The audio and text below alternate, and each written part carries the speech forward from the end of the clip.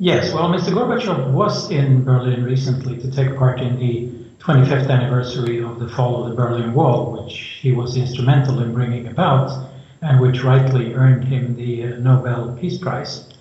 Today, he is not quite on top of things. He suggests that the Americans and the Russians need to sit down and talk about things, and that is clearly not going to happen, at least not for some years yet to come.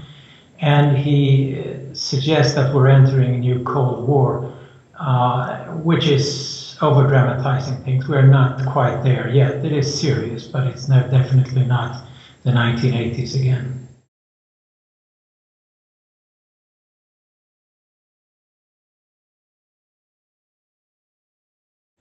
Yes, this is where it gets very worrisome.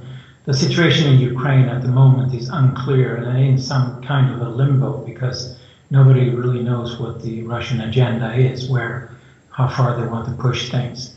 If it does escalate, or if the Russians show absolutely no desire to help resolving matters, then the Europeans in particular will have to come together, will feel that they have to come together to increase the sanctions.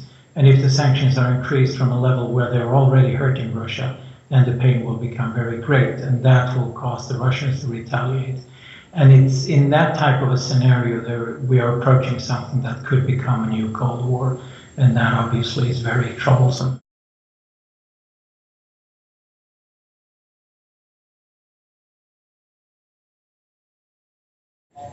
Well, I think that this will be the watershed. I feel that irrespective of whether it's a Democrat or a Republican who wins the White House the next time round, the United States will be ready to take on Russia to a much larger extent than it is now. And if Washington decides, as Ronald Reagan did when he put an end to the Cold War with Gorbachev, that you first have to show real strength and then we can start talking.